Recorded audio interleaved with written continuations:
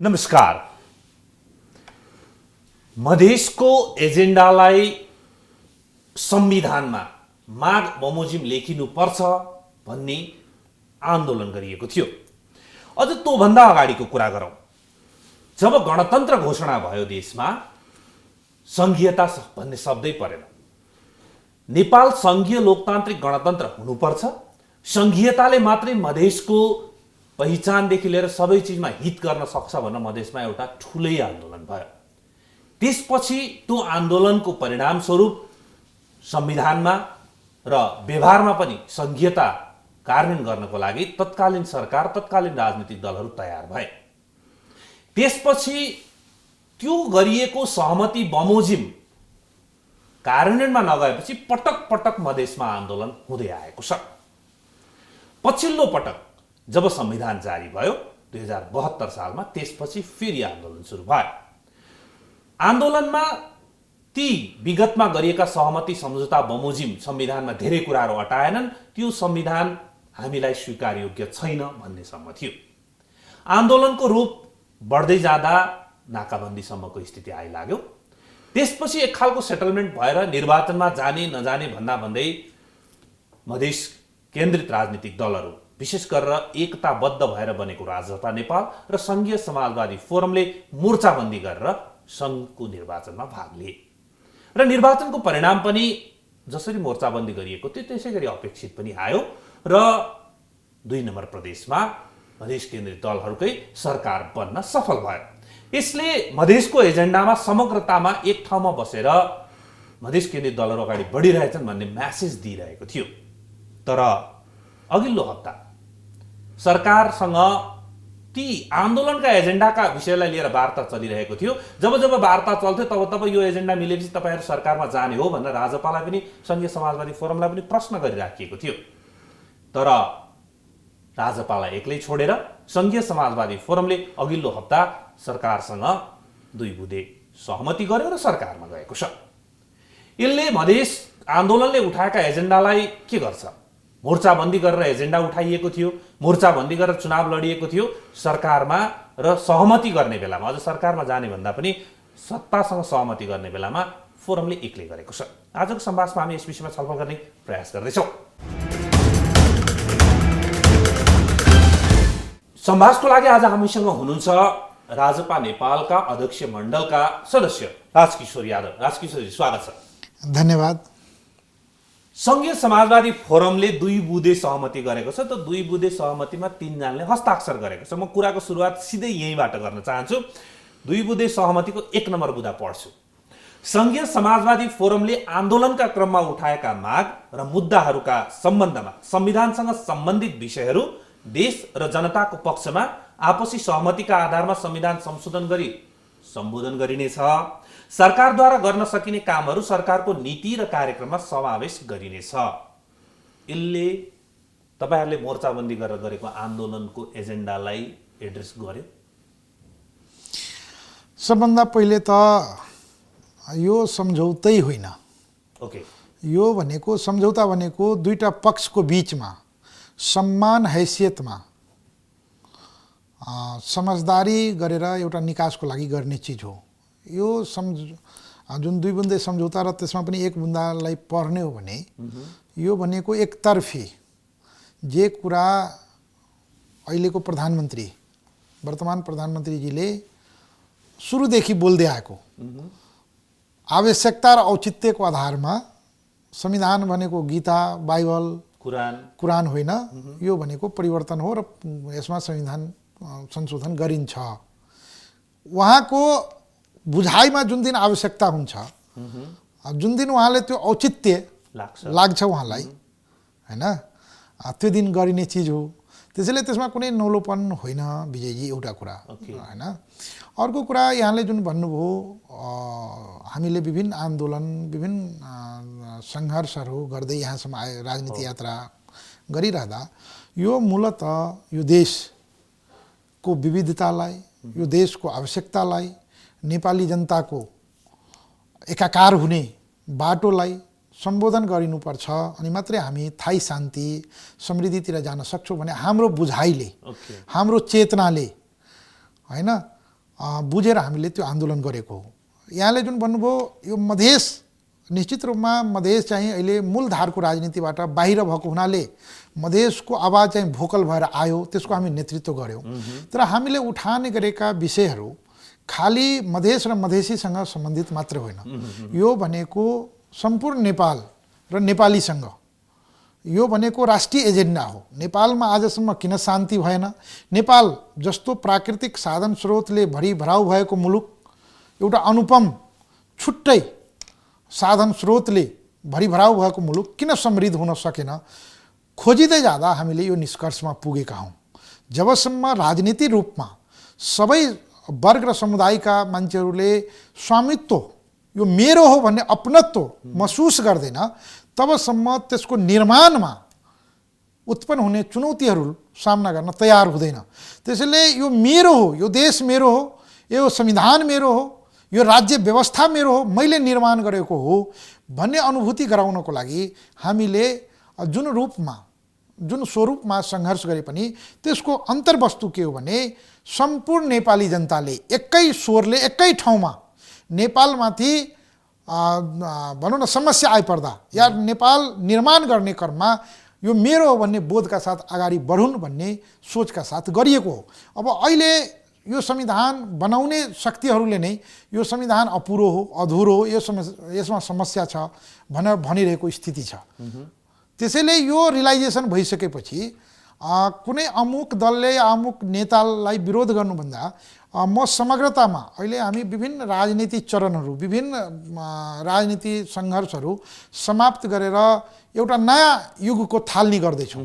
यसमा कसैले सत्ता या विपक्षको उन्माद या निराशा भन्दा पनि राष्ट्रको स्वार्थलाई केन्द्रबिन्दुमा राखेर, राष्ट्रिय हितलाई केन्द्रबिन्दुमा राखेर हामी कहाँ समस्या छ, समस्यालाई आफ्नो समस्या बुझेर अनुभूति गरेर समाधान गर्यो भने समस्या समाधान हुन्छ। अब त्यसैले यहाँ के देखियो भने नि, समस्या समाधान गर्नुभन्दा पनि अलि धुर्तै, अलि चलाकी होइन, त्यो भन्छ नि खुट्टामा त्यो लेग पुलिङ भन्ने जुन टर्मोलोजी छ, त्यो प्रकारको अलि षड्यन्त्रको गन्धहरू देखियो। तथापि राजपा पार्टी तपाईको मुद्दा र आन्दोलनको राप र तापबाट बनेको पार्टी हो। हामी कसले के गर्यो त्यसमा प्रतिक्रिया जनाउनु भन्दा पनि हामी के गर्न सक्छौँ। ओके, मैले होइन नि, यहाँले एकदम राम्रोसँग दुईटा विषय उठाउनु। एउटा मधेस आन्दोलनको एजेन्डा उठाउनु भयो, अर्को आन्दोलनको सहकर्मी सहधर्मी एउटा दल अहिले गएको विषयमा दुईटा कुरा उठ्यो। दुईटालाई पालै पाला उठाउँ। पहिला सुरु यहाँले राम्रोसँग के कोइन गर्नुभयो भने देखिन, हामी देख्यौँ, मधेस देखियो, मधेस केन्द्रित राजनीतिक दलहरू देखिए, भोकल उनीहरू भए, तर त्यो एजेन्डा मधेसको मात्रै होइन। जुन पहिचानदेखि समावेशता जति कुरा छ, विगत लामो समयदेखि राज्य सत्ता सञ्चालन गर्नेले जुन किसिमको दमन गरेर देशभरि जुन समस्या थियो, त्यो देशभरिको सबै जात जाति समुदायको समस्या हामीले बोलिदिएको हो। तर बोल्न चाहिँ हामी बोलेकोले मधेस केन्द्रित मधेसी दलको माग भने जस्तो भयो। तर यो एजेन्डा देशभरिको हो भन्नुभयो यहाँले। एकदम त्यो राष्ट्रिय मुक्तिको एजेन्डा हो। अहिले नै तपाईँलाई म प्रमाणित गरिदिन्छु। जस्तै हामीले संहिताको कुरा उठायौँ, संहिताको लागि हामीले आन्दोलन गऱ्यौँ, हाम्रा सहकर्मी साथीहरू शहादत दिनुभयो। तर आज मुलुक अन्तर्गतमा संहितामा त गयो नि। त्यो संहिता खालि मधेसको लागि मात्रै होइन नि। आज 7 प्रान्त बनेको छ, त्यो त भने नेपालभरिको, त्यसमा हिजोसम्म मूलधारमा आउन नसकेका, शोषण उत्पीडनमा परेका, चाहे त्यो कर्णालीका जनता हुन्, चाहे त्यो हिमालका ताप्लेजुङका जनता हुन्, तपाईँको संहिताको मार्फत तपाईँको राष्ट्र राजनीतिको मूलधारमा आउन प्रयास गरिँदैछ। त्यसलाई चाहिँ अपलिफ्ट गरेर ल्याउने कोसिस गर्दैछ। अर्को कुरा, हामी समावेशिताका कुरा गऱ्यौँ। त्यो भनेको खालि त्यो मधेसी समुदायसँग सम्बन्धित विषय होइन नि।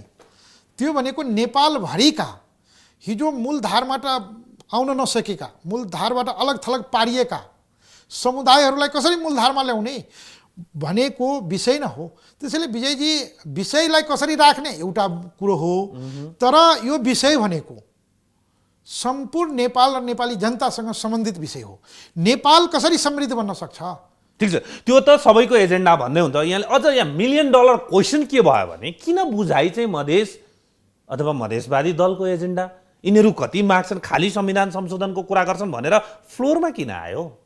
यसको दुईटा कारण भयो। एउटा कारण त के हो भने हाम्रो आवाज बोलिदिने जुन संयन्त्रहरू भयो त्यो चाहिँ पूर्वाग्रही ढङ्गले हामीलाई कमजोर पार्ने, हामीलाई बाइस देखाउनको लागि, किनभने हामी जे आवाज उठाइरहेका छौँ त्यो सम्पूर्ण नेपाली जनताको आवाज भइदियो भने हाम्रो शक्ति त बलियो भएर जान्छ। त्यसैले हिजोसम्म सत्तामा बसेका, सत्ता सञ्चालन गर्ने शक्तिहरू बडो चलाकीपूर्ण ढङ्गले हामीलाई त्यहाँबाट काट्न यो षड्यन्त्र गर्यो। अर्को कुरा, हाम्रो तर्फबाट पनि त्यो अवस्थाको तयारी थिएन, त्यहाँ पनि कमजोरी भयो। हामीले शब्द चयन गर्दा, बोल्दा, हामी आफ्नो आक्रोश पोखिँदा, जस्तै लामो समयदेखि विभेदमा परेका या त्यो आक्रोश जुन नि त्यसलाई अलि व्यवस्थित ढङ्गले जुन राख्नुपर्ने त्यो भएन। जस्तै हाम्रो आफ्नै मिडिया भएन, जस्तै हामीले मिडियाका काम गर्ने साथीहरूलाई हामी आफ्नो एजेन्डामा पहिले कन्भिन्स गर्न सकेनौँ। एकैचोटि त्यो के भने भोकल भएर आयो, भाइलेन्ट भएर आयो। त्यो आन्दोलन यदि हेर्ने हो भने 63-64 को आन्दोलन एकाएक त्यो विस्फोट एउटा जनविद्रोहको रूपमा आयो अनि मान्छेले बुझ्नेले पनि आफ्नो आफ्नो ढङ्गले बुझ्दियो। काठमाडौँमा के लाग्यो भने बाबरे मधेसमा त त्यसलाई त्यो मधेस र पहाडको बिचमा द्वन्द्व हो भन्ने बुझियो। त्यो समुदायको हिसाबले यो मधेसी र पहाडीको विरुद्धमा यो पहाडी समुदायको विरुद्धको आन्दोलन हो भन्ने बुझियो, यहाँ बुझाइयो। त्यसैले यो के हो भने दुईटैको कमजोरी, हाम्रो पनि त्यो तयारी थिएन, प्लान्ड वेमा थिएन। अब बताइदिनुहोस् अहिलेको कन्डिसन चाहिँ के हो? यहाँहरूले बुझाइसक्नुभयो, इस्यु एजेन्डा देशभरि जनताले स्वीकार गरिसक्यो, अथवा देशकै एजेन्डा हो भन्ने कुरा अरू वर्ग क्षेत्र समुदायको मान्छेले पनि बुझिसक्यो, अथवा होइन हामी अझै पनि बुझाउन चुकिरहेको अवस्थामै छौँ? अहिलेको ग्राउन्ड रियालिटी के हो? निश्चित रूपमा यो धेरै हदसम्म हामी चिर्न सफल पनि भएका छौँ र अहिले पनि हामीलाई विभिन्न प्रकारले यिनीहरू त्यही कन्फाइन्ड, त्यही एरियामा सीमित रहोस् भन्ने षड्यन्त्र पनि छ। हामीले यसलाई अहिले नै हेर्ने हो भने हामीले यसलाई अब नेपालभरि यो आवाजलाई केन्द्रबिन्दुमै राख्नको लागि या यसलाई कानुनमा लानको लागि राष्ट्रिय शक्ति कै रूपमा आउनुपर्छ भनेर नै हामी यो कुरा बोध गरेर नै तपाईँले जसरी पृष्ठभूमिमा भन्नुभयो 6 वटा पार्टी मिलेर हामीले राष्ट्रिय जनता पार्टी बनायौँ। सुरुमा हाम्रो नाम, सबै पार्टीको नाम हेर्ने हो भने त्यो नितान्त मधेससँग जोडिएको थियो हैन। त्यति बेला साथीहरूलाई हैन तपाईँहरूको नामै यो हो भन्नेलाई अहिले हामीले राष्ट्रिय लेभलमा सबैलाई त्यहाँ अटाउन सकिन्छ र अटाउनु पर्छ भन्ने सोचका साथ हामीले एक प्रकारको भनौँ न यो त्यो नाउँ हेर्दा कुनै समुदाय या कुनै क्षेत्रको नागरिकलाई यसमा म अटाउन सक्दिनँ भन्ने त्यस्तो घेराबन्दी गरिएको छैन। विचारको हिसाबले हेर्ने हो भने पनि, त्यो कार्यक्रमको हिसाबले हेर्ने हो भने पनि त्यो चाहिँ सबैलाई समेट्न सकिने अवधारणा लिएर अगाडि बढिरहेको छ। तर अब हाम्रो जुन तयारी, अब हाम्रो लडाइँ के भने हामी चाहिँ नयाँ पढ्यो र यो लामो समयदेखि सत्तामा भएका शक्तिहरू उहाँहरू त अब सत्ता सञ्चालन गर्न पनि अभ्यस्त भइसकेको, षड्यन्त्र गर्न पनि अभ्यस्त भइसकेको र साधन स्रोतको हिसाबमा पनि उहाँहरू सम्पन्न भइसकेको हिसाबले हामीलाई बारम्बार घेराबन्दी गर्ने, खुट्टा तान्ने, बदनाम गर्ने चाहिँ कोसिस भइरहेको छ। तथापि हामी चाहिँ यो सबै चिजलाई चिरेर यो राष्ट्रिय मुक्तिको आन्दोलन हो र राष्ट्रिय मुक्तिको आन्दोलनलाई हामीले नेतृत्व गरेर यो देशको समृद्धिको जुन परिकल्पना छ त्यो हाम्रो एजेन्डाबाट मात्रै प्राप्त हुन सक्छ भन्ने सोचका साथ हामी सबैलाई समेटेर सबैलाई साथमा लिएर। अब अघि यहाँले के भन्नुभयो भने हामीलाई नामैबाट पनि यो फलानो टेरिटोरीको हो भन्ने खालको भएपछि राजपा नेपाल भन्यो, जहाँ कुनै भूगोलको नाम छैन। जसरी विगतमा भूगोल जनिन्थ्यो, मधेस भन्ने शब्द त्यो छैन पार्टीको, राजपा नेपाल छ होइन। अब मलाई के बताइदियो, 77 जनताले मत कति दिए, चुनावमा कति परिणाममा त्यो सार्वजनिक भइसक्यो, त्यतापट्टि मैले जान्न चाहेको होइन। खालि 77 जिल्लामध्ये कति जिल्लामा तपाईँहरू संस्थागत रूपमा हुनुहुन्छ? एजेन्डालाई देशव्यापी बनाउने हो भने त हामी पनि देशव्यापी जानु पर्यो नि त। जनकपुरमा बसेर म देशभरिको हुँ भनिराख्दा त पुगिँदैन।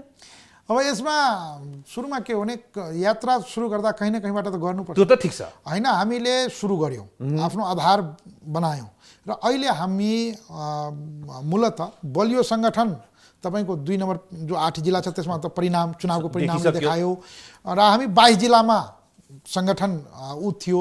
अहिले हामीले 40-42 वटा जिल्लामा हाम्रो जिल्ला कमिटी होइन, हामी त्यो तर्फ प्रयास छौँ। जस्तै काठमाडौँकै र अहिले हामीले त्यो चयन गर्ने बेलामा पनि अब समावेशी ढङ्गले होस् भन्ने हिसाबमा पनि हाम्रो कोसिस छ र हामीले यसलाई अब अहिले किन यो प्रश्न, यो 77 जिल्लै भइसकेको ठुलो प्रश्न त होइन, तर पनि किन हो भने एउटा राजनीतिक दलले उठाइरहेको एजेन्डालाई राष्ट्रिय एजेन्डा बनाउने नि उसको उपस्थिति पनि राष्ट्रिय रूपमै हुनु पर्यो भन्ने खालको मात्रै। अब अघि यहाँले लेग पुलिङ दुईचोटि भनिसक्नुभयो। यो अहिले जुन सहमति भएर उपेन्द्रजी सरकारमा जानुभयो नि, यो उहाँले धोका दिएको मात्रै हो कि सरकार पक्ष नेकपाबाट लेग पुलिङ पनि हो? यसलाई म धोका भन्ने शब्द पनि भन्दिनँ। ओके, यो के हो भने अब उपेन्द्रजी एउटा छुट्टै पार्टी बनाएर जनताको बिचमा रहेको पार्टी हो। अब राष्ट्रिय जनता पार्टी म अलि सकारात्मक सोच के राख्छु भने हामी खालि सङ्घीय समाजवादीले के गर्यो गरेन भन्ने र खालि प्रतिक्रिया जनाउने कि राष्ट्रिय जनता पार्टीले त्योभन्दा राम्रो काम गरेर जनताको बिचमा जाने, त्यसैले यसलाई म धोका भन्दिनँ विजयजी। अब उहाँ जे राजनीति रूपमा उहाँको समझ भयो, जे राजनीति रूपमा जसरी विश्लेषण गर्नुभयो उहाँले गर्नुभयो। खालि हाम्रो एउटा उहाँसँग आग्रह भनौँ या सोधनी प्रश्न के थियो भने तपाईले नै उठान गरेको विषयहरू जस्तै यो संविधान पुनर्लेखन गर्नुपर्छ हैन, त्यसमा के हो भने त्यो कुनै सम्बन्धित पार्टी या सम्बन्धित व्यक्तिसँग मात्रै त्यो सम्बन्धित रहेन। त्यसको नाउँमा हजारौं जनता सडकमा आए, अपाङ्ग भए, शहीद भए हैन, लाखौंको भविष्य जोडिएको विषय हो। जनताको बिचमा जाँदा सँगै एउटै मञ्चबाट हामीले यो संविधान अपुरो छ, यसलाई हामी संशोधन गराउन हामीलाई शक्ति दिनुस् भनेर हामी गयौँ। त्यति मात्रै हो, त्यसलाई गुनासो भनौँ या हाम्रो शोधनी हो। यसमा हाम्रो किनभने उहाँले जे कर्म गर्नुहुन्छ त्यसको फल उहाँले काट्ने हो र जनताको बिचमा भोलि जवाब दिन उहाँले जाने हो। त्यसैले मैले भन्न खोजेको अघिल्लो साल चुनावमा जाने बेरमा पनि स्थानीय तहको चुनावमै पनि जाने नजाने के गर्ने भन्ने भइराख्दाखेरि पहिलो चरणमा यहाँहरू हुनुहुन्थेन। दोस्रो चरणमा पुग्दासम्ममा उहाँले मलाई माटोले बोलायो भन्दै गइहाल्नुभयो, उहाँ त अगाडि नै सर्नु भएको, तेस्रोमा बल्ल तपाईँहरू खुल्ला रूपमा आउनुभयो नि, चुनावमा गइसक्नु भएको थियो। अहिले पनि उहाँले के लेख्नु भएको छ, अहिलेको बुदाको एउटा क्लज दोहोऱ्याउँछु, सङ्घीय समाजवादी फोरमले आन्दोलनका क्रममा उठाएका माग र मुद्दाहरूको सम्बन्धमा संविधानसँग सम्बन्धित विषयहरू देश र जनताको पक्षमा आपसी सहमतिका आधारमा संविधान संशोधन गरी सम्बोधन गरिनेछ भनेर लेखेको छ। सङ्घीय समाजवादी फोरमले उठाएको हो अथवा सङ्घीय समाजवादी फोरम र राजपा नेपालको मोर्चाले उठाएको माग हो कि यो लेखाइ ठिकै छ? तपाईँ के भन्नुहुन्छ? अब यसलाई लेखाइमा त के भने जस्तै राजनीतिमा इथिक्सको कुरा आउँछ हैन। अब दुईटा मिलेर जस्तै अब यसमा त्यो मलाई लाग्छ यो डकुमेन्टेसनलाई हेर्ने हो भने विगतको डकुमेन्टेसन पनि हेर्नु पर्यो। अहिलेसम्मको मागहरू संयुक्त लोकतान्त्रिक मधेसी मोर्चा हैन, त्यसपछि दुईटा पार्टी बनिसकेपछि त्यो गठबन्धन, त्यसपछि एकचोटि संयुक्त मधेसी गठबन्धन, विभिन्न गठबन्धन मोर्चा हुँदै आन्दोलनका क्रममा उठान भएका मुद्दाहरू हामी अगाडि सारेका हौँ र त्यही क्रममा राज्य पक्षसँग बारम्बार सम्झौता पनि भएको हो। 22 बुन्दे उहाँ एक्लै हुँदा 22 बुन्दे, त्यसपछि मोर्चाको रूपमा 8 बुन्दे, त्यसपछि 4 बुन्दे हैन, त्यसपछि 3 बुन्दे हुँदै यो धेरैचोटि यस्ता यो प्रक्रियाहरूबाट गुज्रेको स्थिति हो। त्यसैले उहाँले यो शब्द किन क्वाइन गर्नुभयो मलाई के लाग्छ भने उहाँले त्यो भार, किनभने संयुक्त लोकतान्त्रिक मधेसीले मोर्चाले जुन विराट रूपमा या राजपा र सङ्घीय समाजवादी बिचमा जुन गठबन्धन बनेर जो मुद्दाको जुन भार थियो त्यो विराट भार त्यसलाई थेग्न नसकेको हो कि, अनि त्यसबाट मैले त म यो आफ्नो मेरो विश्लेषण, मेरो निष्कर्ष मैले बुझेको, म यतिकैको लागि लडेको थिएँ भन्न त पाइयो नि। त्यसको लागि उहाँले एकचोटि अब त्यो के भन्ने त्यसलाई त्यस्तो बाटो अवलम्बन गरेको हुनसक्छ। त्यसैले यसमा हामीले धेरै हाम्रो पार्टीभित्र पनि छलफल भयो र म स्वयं पनि अब यो खालि घरिघरि रियाक्सन भन्दा पनि अहिले पनि देशमा समस्या छ। कोही व्यक्ति जाँदैमा, कुनै पार्टी जाँदैमा समस्यालाई समाधान नगरिकन मुलुकमा स्थायी शान्ति हुँदैन। यो राज्यले बुझ्नुपर्छ, यो सरकारले बुझ्नुपर्छ। बुझेन भने बारम्बार हामीले फेरि दुर्घटना झेल्नु पर्छ। मेरो प्रश्न के थियो भने उपेन्द्रजीले चाहनुभयो जानुभयो कि यो मोर्चाको जुन संयुक्त शक्ति छ राजपा र सङ्घीय समाजवादी फोरमको, यसलाई फुटाउन सक्यो भने यतापट्टिको एजेन्डा कमजोर हुन्छ भनेर उहाँलाई तान्नियो? त्यो दुइटै हो। उहाँलाई तानियो त्यो त स्वाभाविक हो, उहाँलाई त्यो कोसिस पनि गरियो, तानियो पनि, त्यो एङ्गलबाट सफलै भइसक्यो, सरकारमै गइसक्यो। त्यो एङ्गलबाट हेर्दा पनि त्यो हो। तर तानिनको लागि त्यो पात्र पनि त तयार थियो नि। दुइटै तपाईँको जस्तै तानिन त राजपासँग पनि त बारम्बार कोसिस भएकै हो, कुराकानी भएकै हो, त्यो नभएको होइन नि। दुइटै के भने उहाँहरूले त्यो प्लान गर्नुभयो, त्यो प्रकारको कोसिस गर्नुभयो, सफल हुनुभयो। सफल किन हुनुभयो भने अर्को पात्र जुन थियो उहाँ पनि तयार हुनुभयो। यो दुइटैको कहीँ न कहीँ मिलीभगत हो।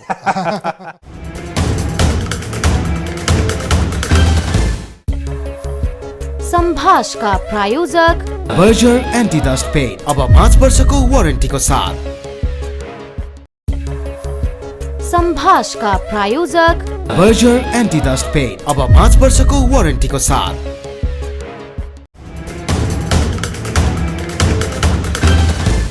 तपाईहरु उहाँले यो सम्झौता गरिरहँदा अगाडि अथवा सम्झौता पछि तपाईहरुको औपचारिक संघीय समाजवादी फोरमसँग केही कुरा भएको छ?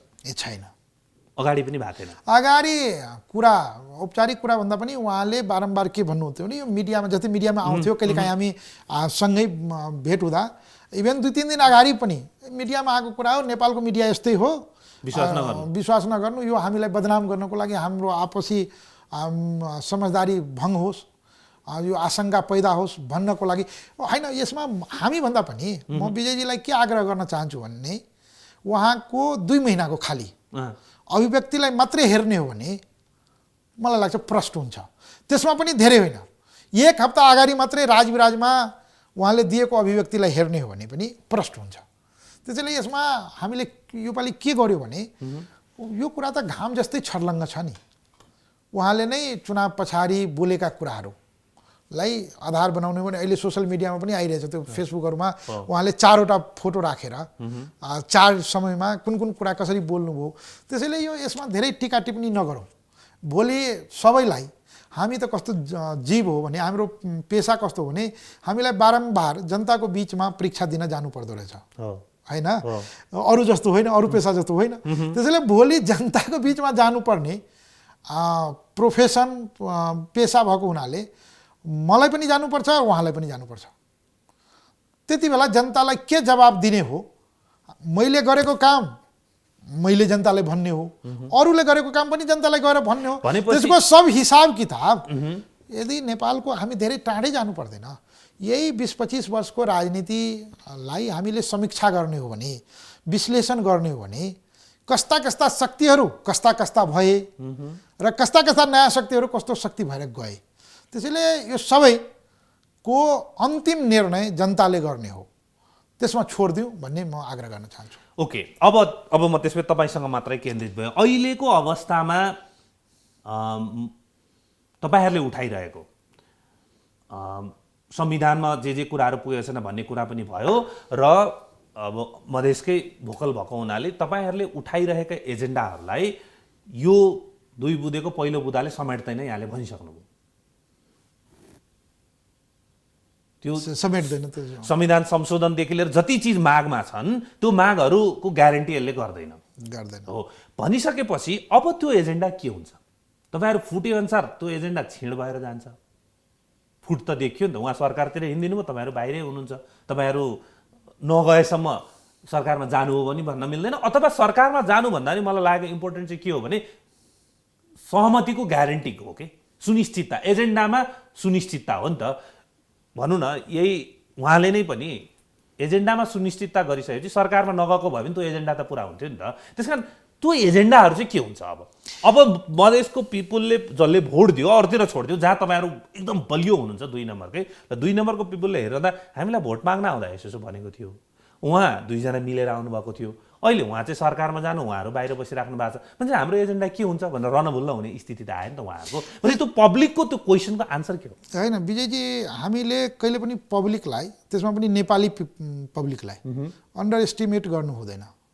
साँच्चै भन्यो भने आर्थिक रूपमा हामी कमजोर छौँ, तर नेपालको पोलिटिकल डाइनामिक्सलाई हेर्ने हो भने हाम्रो पिपुलहरू भयङ्कर डाइनामिजम छ, भयङ्कर डाइनामिजम भएको छ। अब त्यो त्यसैले अब यो कुरा तपाईको जनताले राम्रोसँग थाहा पाइरहेको छ। हामी काठमाडौँ बसेर के गरिरहेका छौँ, एक कुराको हिसाब राखिरहेको छ जनताले। अर्को कुरा तपाईँले मुद्दाको कुरा गर्नुभयो। यो मुद्दा भनेको कस्तो मुद्दा हो भने यो मुद्दा समय सान्दर्भिक, वस्तुपरक र एक प्रकारको शाश्वत हो।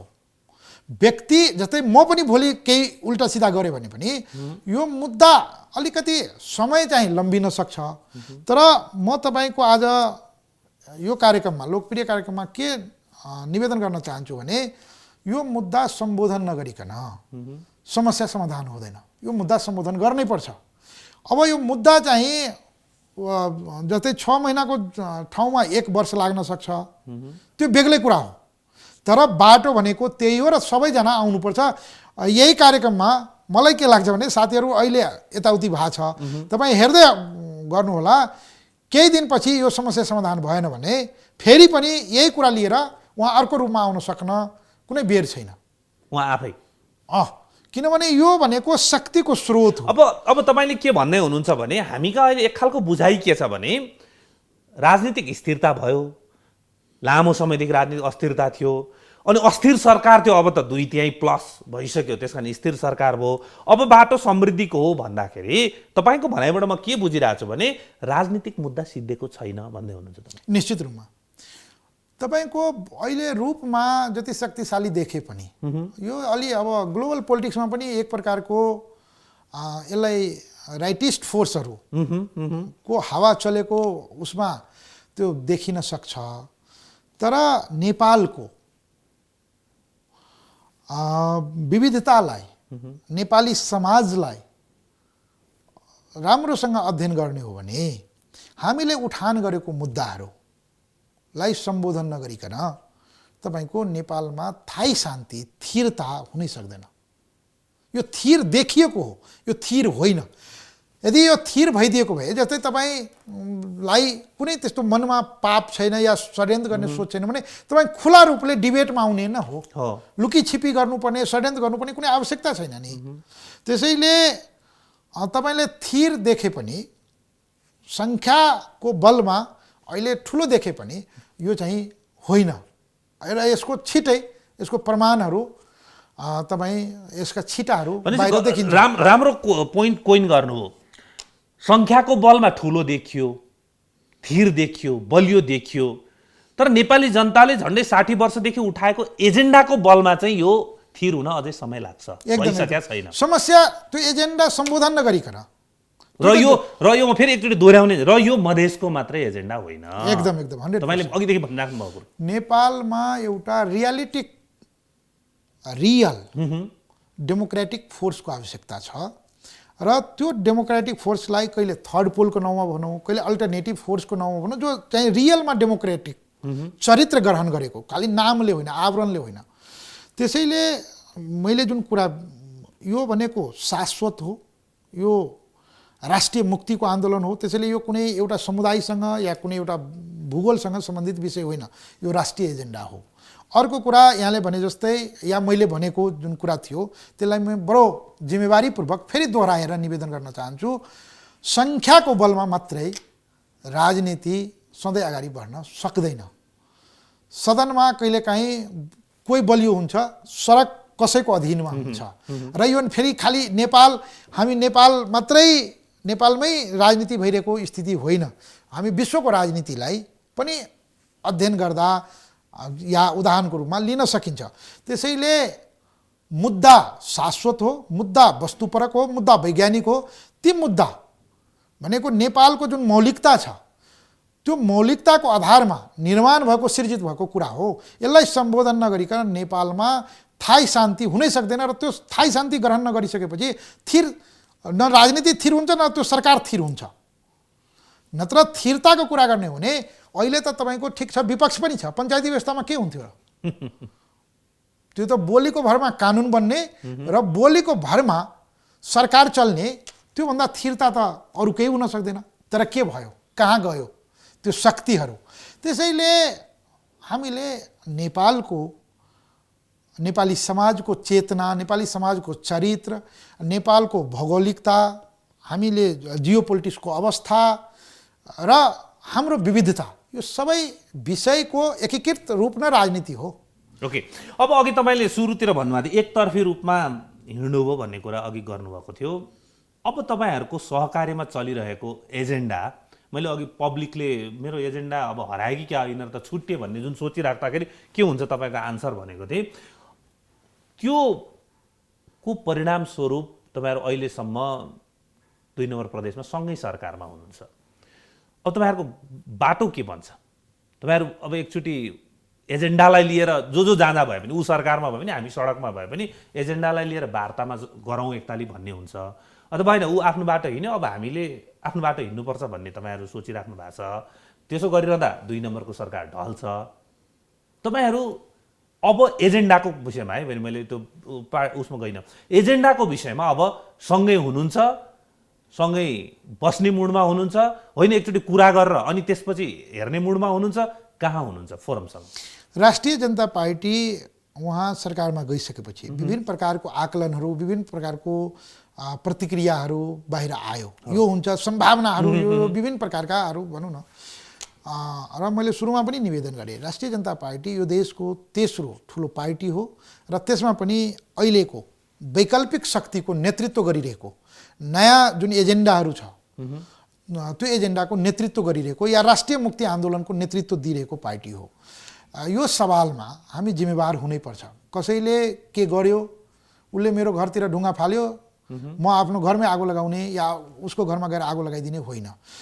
2 नम्बरको सरकार हाम्रो सरकार हो। 2 नम्बरको सरकार साँच्चै भन्यो भने चुनावको ताका हामी संयुक्त रूपमा गरेको कबुलनामाको परिणाम हो। त्यो भनेको त्यो एजेन्डा शाश्वत हो, त्यो एजेन्डा जनताको हो भन्ने प्रमाणित गराउनको लागि पनि बनेको सरकार हो। त्यसैले त्यो 2 नम्बरको सरकारमा राष्ट्रिय जनता पार्टी नेपालको तर्फबाट, राजपाको तर्फबाट कुनै खतरा हुँदैन। या त्यो सरकारलाई डिस्टर्ब हुने, त्यसलाई गिराउने या त्यसलाई हामीले भनौँ न कुनै प्रकारको चलखेल षड्यन्त्र गर्दैनौँ। त्यो किन गर्दैनौँ भने त्यसमा हाम्रो पनि स्वामित्व हो र त्यो स्वामित्व हामी जनताको बिचमा कबुलनामा गरेका छौँ। तपाईँहरू मलाई यति मत दिनुहोस् कि कम्तीमा यो प्रदेशमा हामी आफ्नो सरकार, इस बार अब की बार मधेस सरकार भनेर हामीले नारा दिएर, त्यो नारा खालि राजपाको नारा होइन, अर्को जुन साथी हुनुहुन्थ्यो त्यो कहाँ गयो त्यो उहाँले भोलि जवाब दिने हो। तर हामी आफ्नो कबुलनामाप्रति, आफू जनताको बिचमा गरेको प्रतिबद्धताप्रति हामी चाहिँ इमान्दार छौँ। त्यसैले त्यसमा हामी हाम्रो तर्फबाट त्यस्तो कुनै हुँदैन।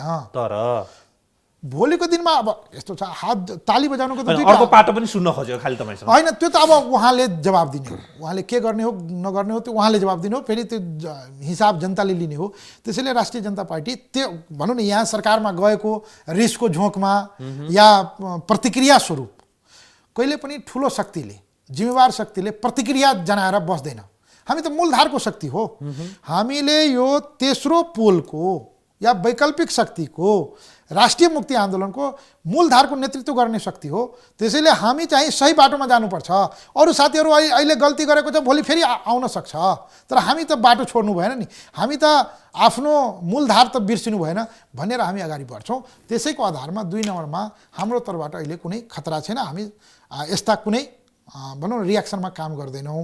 अहिले पनि हाम्रो शुभकामना छ। उहाँ सरकारमा जानुभयो, अहिले पनि उहाँ त्यही गएर पनि यी मुद्दाहरूलाई सम्बोधन गराउनु भयो भने, त्यसको लागि इमान्दारीपूर्वक लड्नुभयो भने, उहाँले हिजोको त्यो आन्दोलनको राप र तापबाट प्राप्त गरेको शक्तिको आधारमा त्यहाँ व्यवहार देखाउनु भयो भने हाम्रो त साथै रहन्छ नि। हामीलाई त्यस्तो कुनै एजेन्डा हाम्रै हो। एजेन्डा हाम्रो हो। हामीले कुनै दुःख बनाउनु पर्ने अवस्था छैन। खालि हाम्रो चिन्ता के हो भने, चासो के हो भने, तपाईँ ठुलो मुक्तिको आकांक्षा राख्ने लडाकुहरूको नेता हो। तपाईँ फेरि त्यहाँ गएर कुनै लोभ लालचमा कमजोर माग्ने स्थितिमा नपुग्नुस्। ओके, त्यति मात्रै हो। अघि भन्दै हुन्थ्यो यो कुनै किसिमको हाम्रो तर्फबाट कुनै षड्यन्त्र गर्ने के गर्ने, त्यो किनभने त्यो सरकार हाम्रो हाम्रो एजेन्डालाई जनताले अनुमोदन गरेकोले बनेको सरकार हो, त्यसकारण त्यो सरकार हाम्रो हो भन्दै हुनुहुन्थ्यो। र त्यसको साथसाथै तपाईँले के पनि भन्नुभयो भने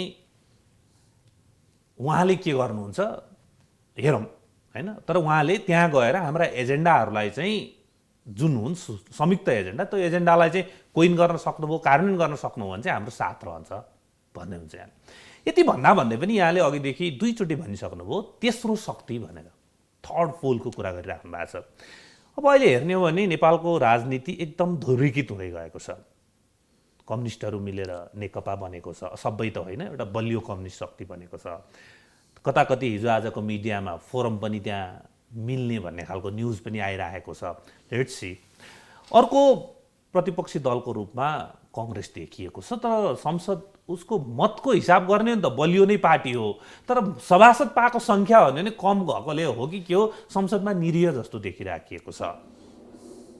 यो दुईटा भन्दा फरक शक्ति भन्नुभएको निश्चित रूपमा त्यो कस्तो? त्यो भनेको आजको समय शक्ति निर्माणको विज्ञान हुन्छ। विजयजी, उहाँ दुईटै शक्ति एक प्रकारको परम्परावादी र पुरानै ढर्राबाट चल्न खोजेको ठुलो देखिएको, अहिले दुईटा पार्टी मिल्यो, कम्युनिस्टहरू ठुलो देखिएको हो। तर आइडियोलोजिकली जहाँबाट शक्ति पार्टीलाई या सङ्गठनलाई शक्ति प्राप्त हुने, यो आइडियोलोजी त वर्ल्ड वाइड डिस्कार्डेड आइडियोलोजी नै हो। अर्को भनेको हाम्रो काङ्ग्रेस मित्रहरूको एउटा त लिबरल डेमोक्रेट्स, जो चाहिँ वर्ल्ड वाइड क्राइसिसमा भएको, इभन वेस्टर्न फोर्स जहाँबाट यो निर्माण भएको छ त्यो नै क्राइसिसमा भएको हो आजको दिनमा। अर्को कुरा, नेपालको परिप्रेक्ष्यमा पार्टीकै लिडरसिप पनि एक प्रकारको क्राइसिसमा गइसकेको, कुनै नयाँपन जनतालाई दिन नसकेको भनेर नै अर्को शक्ति ठुलो भएर आयो। हाम्रो भनेको हामीले, मैले सुरुमै पनि निवेदन गरेँ, डेमोक्रेसीको नयाँ फर्ममा जाने हो। त्यो कस्तो? त्यो भनेको डेमोक्रेसी भनेको हिजोसम्म डेमोक्रेसी के भन्थ्यो, एउटा इक्वेलिटीको कुरा गर्थ्यो र अर्को लिबर्टीको कुरा गर्थ्यो होइन। हामी चाहिँ अब के भन्छौँ भने यतिले मात्रै हुँदैन, liberty, equality and dignity, with dignity. त्यो भनेको अहिले जुन हामी पहिचानको कुरा गर्दैछौँ, म को हुँ, मेरो इतिहास के हो र मेरो अस्तित्वको पनि सम्मान हुनुपर्छ, त्यो भनेको रिप्रेजेन्टेसनको कुरा गर्दैछौँ हामीले, रिप्रेजेन्टेटिभ डेमोक्रेसीको कुरा गर्दैछौँ हामीले, इन्क्लुसिभ डेमोक्रेसीको कुरा गर्दैछौँ।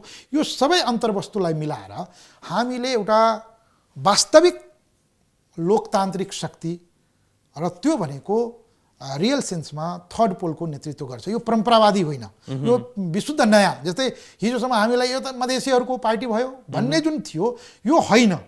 हामी चाहिँ राष्ट्रिय मुक्तिको नेतृत्व गर्नको लागि यो मूलधारमा बाट अलग थलग पारेका सबै नेपालीहरूको, या आज मूलधारमा भएका पनि सामुदायिक हिसाबले हेर्नु भने नेपालको आर्थिक अवस्था आज कमजोर भयो। जबकि भनौँ न यो बारम्बार आवाज उठ्ने गर्छ, हाम्रो प्राकृतिक स्रोत साधनको सही उपयोग भएन, हाम्रो यहाँ जुन प्रकारको साधन स्रोत छ त्यो प्रकारको हाम्रो आर्थिक अवस्था भएन। त्यो किन भएन भने हामी त्यो चिजलाई चिन्नै सकेनौँ, त्यो चिजलाई हामीले उपयोग गर्न सक्ने हैसियतमै पुगेनौँ। हामीले सानो सानो घेरामा यो तेरो यो मेरो गर्दै गर्दै आजसम्म आयौँ। त्यसैले अब सबैलाई समेटेर हामीले नयाँपन दिउँ। नेपाली जनताको जो समृद्धिको आकाङ्क्षा छ, नेपाली जनता यो मुलुक मेरो हो भने एकैचोटि जुरुक उठ्ने गरी, त्यो एकचोटि काठमाडौँ बोल्ने बित्तिकै अहिलेको जुन अवस्था छ नि, जुन सबैले आफ्नै बाटो हिँडिरहेको छ, त्यस सबैलाई एक ठाउँमा ल्याउने एउटा यस्तो राजनीति व्यवस्था निर्माण गरौँ जसमा तपाईँको आफ्नो राष्ट्रप्रतिको त्यो राष्ट्रिय भाव, फेरि त्यो धकेलेर होइन, जबरजस्ती होइन क्या त्यो। अब यो कुराको नेपाली कङ्ग्रेस र अहिलेको नेकपाले चाहिँ बोकेन, परम्परावादी भयो तपाईँको विश्लेषण? हजुर, त्यो त प्रमाणित होइन। यो कुरा काङ्ग्रेसले आफूलाई समय सापेक्ष रूपान्तरण गर्न सकेको भए मलाई लाग्छ त्यो स्थिति थियो, हुन्थ्यो होला। तर उहाँहरूको जुन विगतदेखि अहिलेसम्म भनौँ न, काङ्ग्रेसले केमा रोदन गरिरहेको छ भने उहाँले अगाडि बढ्नुको साटो काङ्ग्रेसमा अहिले एक प्रकारको त्यो हीन भाव, हामीले राजतन्त्रलाई छोड्यौँ, हामीले भनौँ न के न छोड्यो, समय कहाँबाट कहाँ गइसक्यो, हामी 21औं शताब्दीमा आइसक्यो। ठिक छ, त्यति बेला तत्कालीन समयमा महामानव भनौँ या विद्वान बीपी कोइरालाज्यूले एउटा प्रतिपादन गर्नुभयो तत्कालीन समयको आवश्यकतालाई बोध गरेर। यो राजनीति भनेको त समय सापेक्ष नै हिँड्नुपर्छ।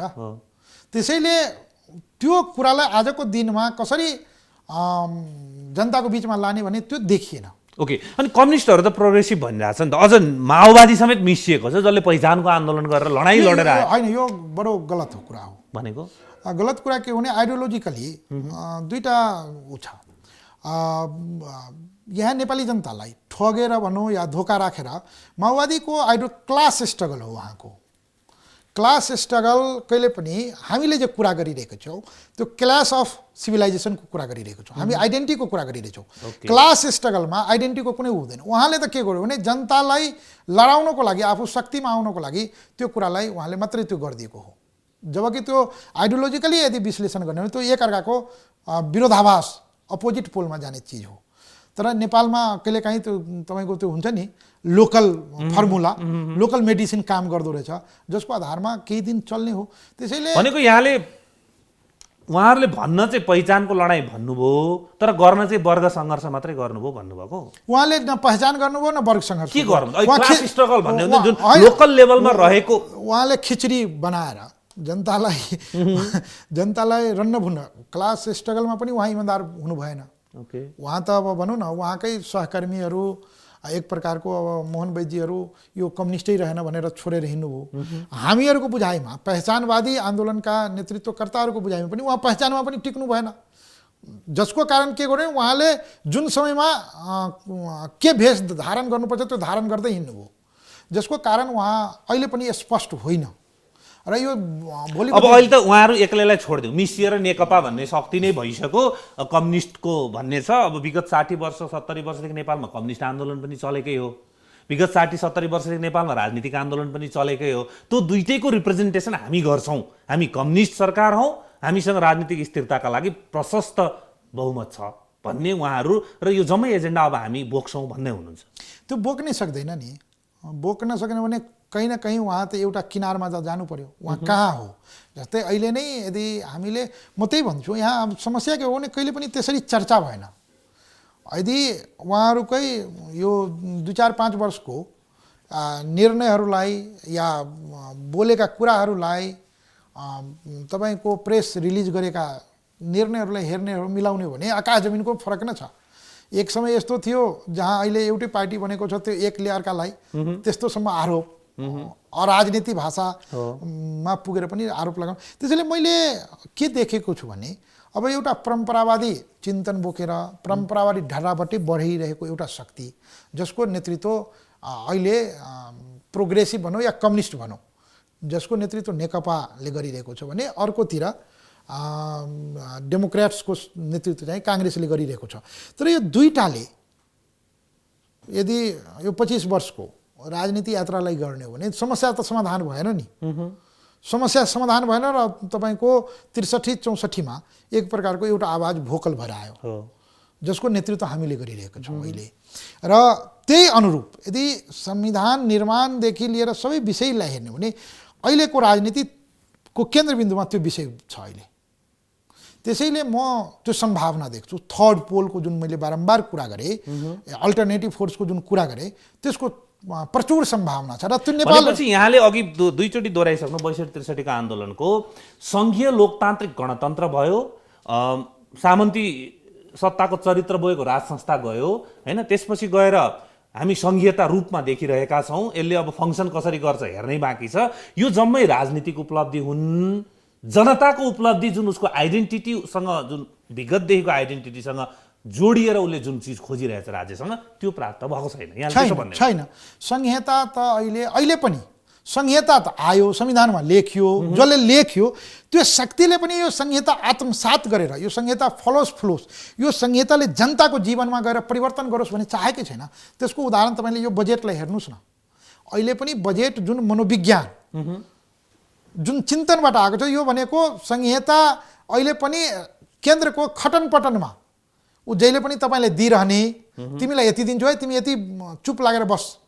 अहिले पनि स्थानीय स्तरमा त्यसलाई कसरी मजबुत गर्ने भने कुनै कार्यविधि, कुनै सोचका साथ। तर अब यो सरकार त र यो सरकारलाई लगभग मौन समर्थन गरिरहेको प्रतिपक्षीले त हामी राजनीतिक आन्दोलन सक्यो, अब समृद्धिको बाटोमा हिँड्यौँ, अब विकास हुन्छ भन्ने कुरा लगातार गरिरहेछ, पब्लिकलाई भनिरहेछ। भनेपछि हामी हिँडेका छैनौँ। यो होइन, यस्तो छ कहिलेकाहीँ एउटा त बुझेर बुझ पचाएको हुन्छ। कहिलेकाहीँ के हुन्छ भने कुरै बुझिकन भिडमा हिँडिदिएको हुन्छ। कोही अगाडि भागिरहेको छ अनि के भयो भनेर पछि त्यो हेर्दै जाउँला भनेर पछाडि हिँडेको हुन्छ। काङ्ग्रेसको स्थिति त्यही हो क्या। काङ्ग्रेसले आफ्नो ठाउँै लिन सकेन। काङ्ग्रेस कुन कितालाई नेतृत्व गर्छ त्यो ठाउँ लिन सकेन। तपाईँ हेर्दै जानुहोस्, भोलि काङ्ग्रेसले नै यो कुरा आवाज फेरि उठाउने हो। अहिले जसरी काङ्ग्रेस त्यो ह्याङओभरबाट निस्किन सकिरहेको छैन, दुर्भाग्य यो हो। अहिलेको बजेटकै ट्रेन्ड हेर्ने भने एकदम परम्परावादी, जो विगत तपाईँको लास्ट इयर देश संहितामा गइसकेको थिएन, मतलब संविधानमा लेखेको थियो तर कार्यान्वयन भएको थिएन। त्योभन्दा अहिलेको चरित्रमा के फरक भयो र? तपाईँ हेर्नुहोस् बजेट। अब तपाईँहरूकैमा आउँ। तपाईँहरूको यति भनिसकेपछि त तपाईँहरू एकदम एक ढिक्का भएर एजेन्डालाई अगाडि उठाउनु पर्नेमा 5 जना अध्यक्ष 5 तिर फर्किने स्थिति बनिरहेछ। किन छ राजपाभित्र? त्यो छैन, त्यस्तो त्यो छैन। यो विजयजी, मैले सुरुमै भने नि, हामी नयाँ पनि भयौँ र हाम्रो कुरो एउटा हामीले बुझाउन त्यो पर्यो। त्यसैले हाम्रो सानो कुरालाई पनि बदनाम गर्नको लागि ठुलो भनौँ न यहाँ प्रचारबाजी हुन्छ। आजको दिनमा राष्ट्रिय जनता पार्टी एक ढिक्का छ हैन। राष्ट्रिय जनता पार्टीको नेतृत्व तहमा या अध्यक्ष मण्डलमा त्यस्तो कुनै विवाद भनौँ, कटुता भनौँ, त्यो छैन। हामी एक ढिक्का छौँ मुद्दाको आधारमा। तर के हुन्छ भने जस्तै बोल्ने, शब्द क्वाइन गर्ने तौर तरिका आफ्ना न हो, त्यो मात्रै देखिएको। आजको दिनमा आज हामी बसेका थियौँ। अब मलाई अन्त्यमा एकदम छोटोमा सकिन्छ भने 1-2 मिनट भित्रमै तपाईँहरूको मार्गचित्र बताउनुहोस्। राजपा नेपालको अबको राजनीतिक मार्गचित्र जुन तपाईँहरूले एजेन्डा उठाइराख्नु भएको थियो र तपाईँहरूले जनमत पाउनु भएको छ 2 नम्बर प्रदेशलाई कुरा गर्ने हो भनेदेखि त्यसलाई राष्ट्रिय रूपमा एजेन्डाको रूपको लागि तपाईँहरूको मार्गचित्र बताउनुहोस्। सबभन्दा पहिले हाम्रो पार्टीको आन्तरिक जीवनमा राजपामा गर्नुपर्ने के हो भने चुनाव पछाडि र त्यसमा पनि खास गरी यो राजपा निर्माण गर्नेमा मेरो जुन प्रकारको भूमिका रह्यो, आज पनि राजपामा एक ढिक्का, तपाईँले भने जस्तै एक ढिक्का भएर अगाडि बढ्नुपर्ने। त्यसको लागि हामीले स्पष्ट अब वैचारिक रूपमै हामीले त्यसमा चर्चा गर्न जाँदैछौँ। 25 गते हाम्रो बैठक छ। त्यसपछि केन्द्रदेखि जिल्लासम्म हामी गतिशील बनाउने सङ्गठनलाई र त्यसलाई हामी गाउँसम्म पुर्याउने र यसलाई अब राजपाले यो देशभरिका जुन विकल्पको खोजी गरिरहेको छ, वैकल्पिक शक्तिको खोजीमा छ या शोषण उत्पीडनमा परेका मूलधारमा आउन नसकेका, यसलाई भन्ने हो भने मधेस लगायत यो मुलुकका तमाम शोषण उत्पीडनमा परेका जनताहरूको नेतृत्व प्रदान गर्नको लागि राष्ट्रिय जनता पार्टी एकचोटि लिप, अब यो घिस्री नै होइन कि लिपवाला केन्द्रमै हामी यसरी जान्छौँ र यसरी एसर्ट गर्छौँ भन्ने सोचका साथ आउँदैछ। यति राम्रो कुरा गर्नुभयो। म नाम चाहिँ लिन चाहन्न। तपाईँहरूकै एकदम सिनियर लिडर एकजना चाहिँ बेकार एकता गरिएछ, यो को कता हिँड्ने स्थिति बन्यो भन्ने हुन्थ्यो मसँग टेलिफोन कन्भर्सेसनमा। म उहाँको नाम पनि लिन चाहन्न, त्यसो नहोस् भन्ने पनि चाहन्छु म। त्यसले पार्टीभित्र सकारात्मक सन्देश दिइरहेको थिएन मेरो बुझाइमा। अब तपाईँलाई कुन परिस्थितिमा उहाँले, अब तपाईँले भनिसकेपछि विश्वास गर्नुपर्ने हुन्छ, कुन परिस्थितिमा कुन सोचका साथ भन्नुभयो उहाँले नै जान्नु। तर आज मान्छेलाई कहिलेकाहीँ के हुन्छ, परिस्थितिले बाध्य गर्छ। राष्ट्रिय जनता पार्टीमा कसैलाई पनि त्यो छुट छैन। अब त्यो मुद्दाले बाँधेको छ। हामी हिजोको आन्दोलनको राप र तापबाट बाँधेका छौँ। लाखौँ लाख कार्यकर्ताको त्यो भावनाबाट बाँधिएको छ। त्यसैले एक ढिक्का भएर बढ्छ, त्यसमा म पूर्ण विश्वास दिलाउन चाहन्छु। यसमा कुनै दायाँ बायाँ हुँदैन। अर्को कुरा, राष्ट्रिय जनता पार्टी छिटै तपाईँले आशा गरे जस्तै राष्ट्रिय लेभलमा वैकल्पिक शक्तिको नेतृत्व प्रदान गर्ने गरी हामी आफ्नो क्रियाकलापहरू अगाडि बढाउँछौँ। समय दिनुभयो, धेरै धेरै धन्यवाद। यहाँले पनि विचार राख्ने मौका दिनुभयो। यहाँ लगायत सम्पूर्ण युनिटका साथीहरूलाई र श्रोताहरूलाई धन्यवाद दिन चाहन्छु।